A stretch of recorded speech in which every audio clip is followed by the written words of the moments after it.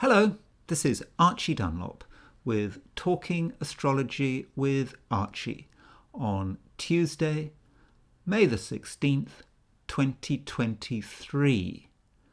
When I was learning astrology many years ago, I had an astrology teacher and she said that you shouldn't really do the charts of children. And that kind of makes sense.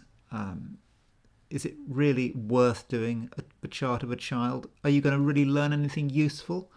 It doesn't really help to look at a child's chart and to maybe limit their horizons or to say things about someone that, they haven't really started their life and you start to say, well, you can do this, you can't do that. I mean, it seems not a very good thing to do, though I do understand that in India, for example, it is done to go to an astrologer after a child has been born and to get the chart done, and potentially the whole life could be mapped out. I think in India it's something called the chatti. I think it means something like a book which you get from an astrologer, and it tells you what's going to happen. And some people say that these things are incredibly accurate. Now, one child that I feel one perhaps might want to say something astrologically. Okay, there may be other children, but I'm thinking about Prince George. Now, he is in line to become king at some stage. So Prince Charles he's now King Charles III, his son. William is in line for the throne, and William's first child is George. So when William goes, George will become king, and I will be long dead when that happens.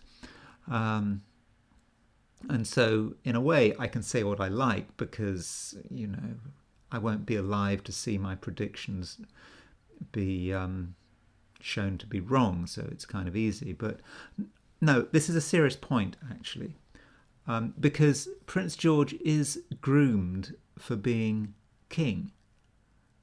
He knows, I assume, that he's going to become king. But is that the right thing for him to do? Should he be king? And I have looked at his chart before, and I have a really strong feeling that this is not right. There's something wrong here. I say this as someone who's not into the monarchy. I couldn't care less about the monarchy. I'm completely ambivalent about it. I don't find royal horoscopes interesting.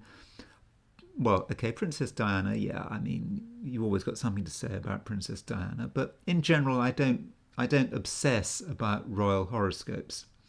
I know some people do. In fact, it's quite a lucrative thing for some people to get involved with royalty and astrology. It certainly used to be. Astrologers would have their predictions and statements about royalty published in the tabloid press. So yeah, there may be some money in it, or at least there used to be money in it. But anyway, I want to look at the chart of Prince George, and I must emphasize I have thought about it carefully. I don't think in general one should look at the charts of children, but if that child is supposedly destined to be King of England, King British King, whatever, that's a different matter. We do need to consider whether this is the right thing. So, anyway, let's have a look at his chart, and I will show you why I have some reservations about it. It's really tough being born to be king. Yes, you might be privileged, but your freedom is really taken away from you. I don't think anyone in this position should be envied. So the thing about Prince George's chart, which I've got up here, is that it is negative. By negative, I mean it is overwhelmingly earth and water. Earth and water are the negative elements. The positive elements are fire and air. So if we look at what he's got 4 planets in Cancer, a water sign. He's got Saturn in Scorpio, another water sign. So he's got 5 traditional planets in water signs. Then the other 2 traditional planets, the Venus, Moon and Venus, are in earth signs. As far as anything in positive signs, he's only got Uranus in Aries, and Uranus is a generational planet, so I don't think that's a big deal. And when I'm doing my elemental counts, I don't count Uranus, I don't count Neptune, I don't count Pluto, because they are the discovered planets and the ancients didn't need them to interpret charts. So if you have got so much stuff in negative signs, in water signs, earth signs, that suggests that you are a responder. You pick everything up and you respond to what's going on. You're not really out there making things happen, pushing initiatives and so forth. And I think that is a bit of a problem. And I'm thinking that perhaps, at the very least, Prince George is very sensitive. And I don't mean that in a bad sense. There's nothing wrong with being sensitive. But is it okay to be so sensitive if you are going to be King of England? Further, he was born just before a full moon. So there is his sun at 29:59 Cancer. There is his moon at 28:17 Capricorn. Now, full moon people, they can swing this way, that way. Sun in Cancer is very warm, family orientated, loyal. These are actually quite good things to have if you're going to be king, to be loyal, family orientated, and so forth. Yet there's this moon in Capricorn. Now, the moon doesn't actually work very well in Capricorn, and moon in Capricorn is very self-interested. And if you're born with this full moon, you can swing. One moment you're going to be very family orientated, very warm, very friendly, and then the next moment the selfishness cuts in, although that selfishness can actually relate to one's own family and one's own interests. So I think that moon in Capricorn is a problem, particularly as it's exactly opposition the sun. And so if you've got a full moon like this, you have someone, again, who is very sensitive to what's going on around him. And when you think about the kind of pressure that the King of England has, or even the Prince of Wales, when Prince of Wales is preparing to become king, I'm just not sure that Prince George has the temperament to deal with it. Further, we have his Mercury in Cancer is square Uranus. That is a bit temperamental. Mercury in Cancer is not very verbal. Mercury is the communication planet, but you put it in Cancer, and it's a bit sensitive. Word sensitive comes up again. It doesn't speak for the sake of speaking, but then it's square Uranus, so there can be sudden eruptions. Further, we've got his Mars in Cancer opposition Pluto. Now, Mars in Cancer is not a great place for Cancer. You know, Mars in Cancer can be a little too moody, and when it's opposition Pluto, that actually could be quite explosive. And you know, when you're dealing with explosiveness in someone who's not really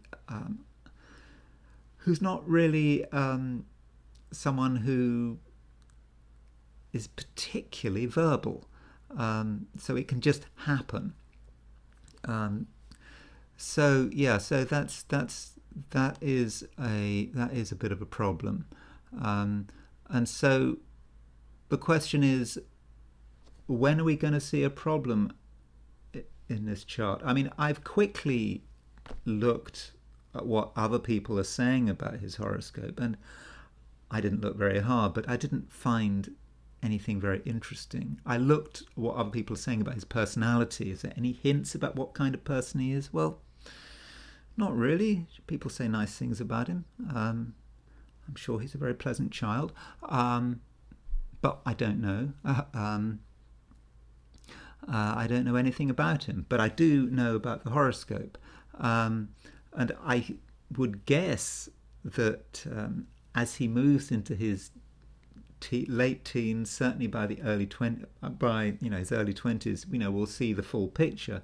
And I think it's going to be at this stage that he kind of realizes that he doesn't want to be king. I wonder whether he'll be able to articulate this. He might have the inner private realization he doesn't want to be king, but of course, with all that stuff in Cancer, he may not be able to communicate it, and he may feel locked into this destiny that has been imposed upon him. So I would suggest that his parents consider this issue.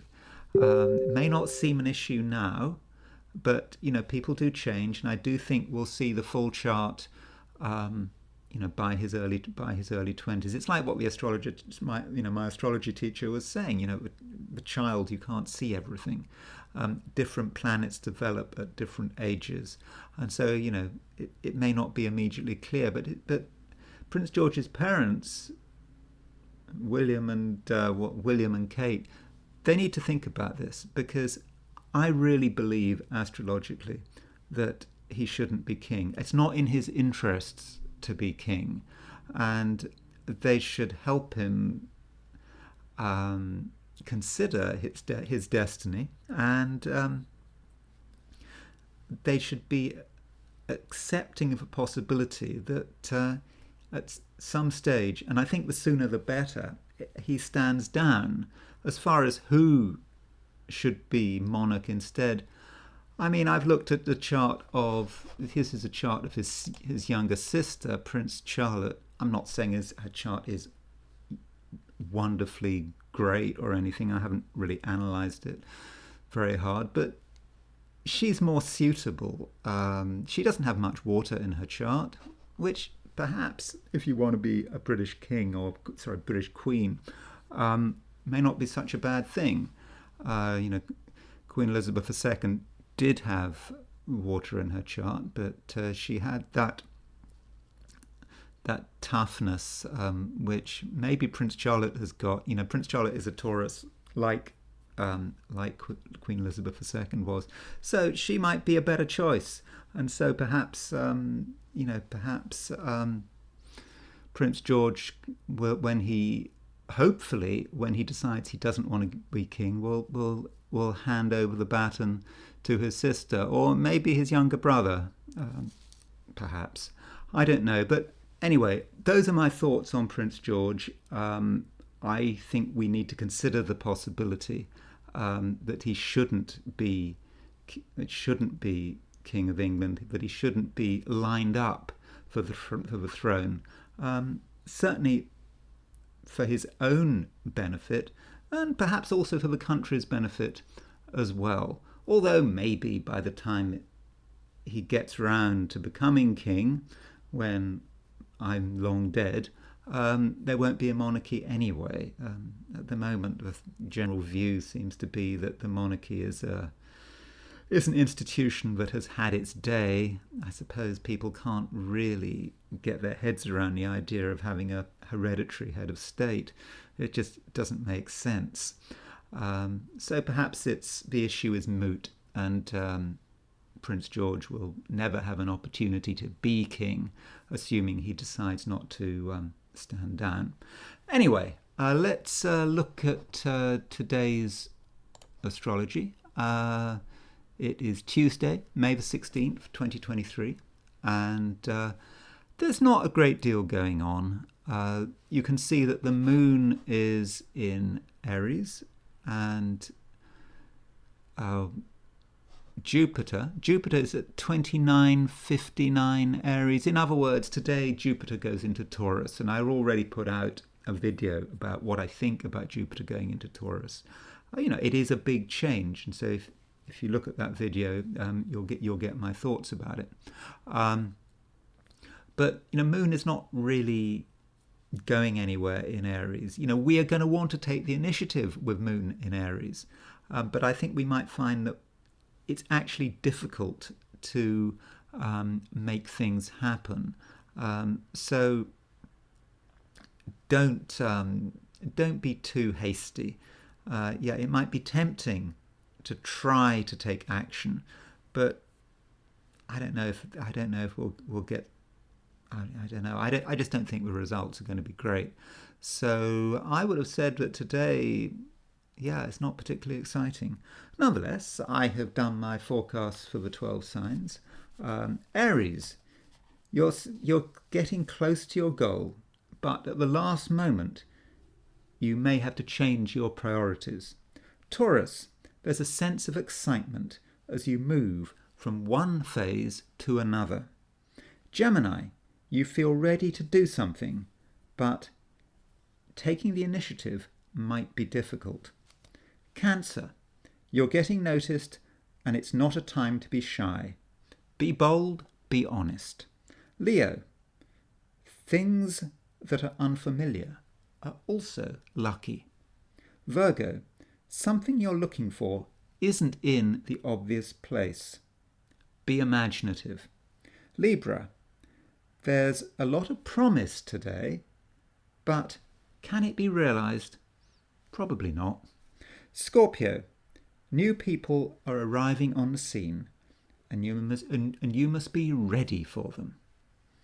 Sagittarius, your interests are changing, perhaps in a fundamental way, but details do matter. Capricorn, it's time to move out of your comfort zone.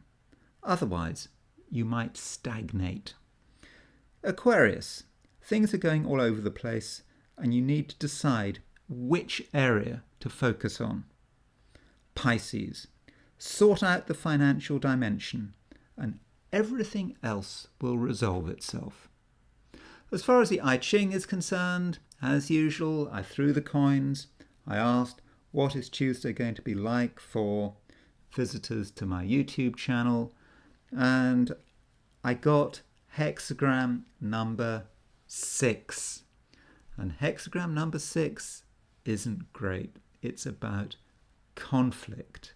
So today, we're not going to see eye to eye with everyone. And there may be certain people in our environment who we just don't agree with. So be aware of that. And, finding compromise could be difficult, if not impossible, particularly if we try to do it ourselves. If there's someone out there, we disagree with them, we try to talk them into doing things our way, and it just doesn't work. And this isn't just in terms of business, it's in our family. We and our family members are going to have different views of the world, and this could lead to conflict. So what is to be done? Although hexagram number 6 is locked, there is a line in this which relates to someone coming in as a peacemaker. So if we're involved in a conflict, and we can't sort it out ourselves, it's quite possible that a third party can do the job for us. So don't be afraid to ask for help. Don't be afraid to get a second opinion. Someone who is not related to either side in an argument can be just the person to sort the problem out. So that's all I'm going to say for today, and I will talk to you tomorrow.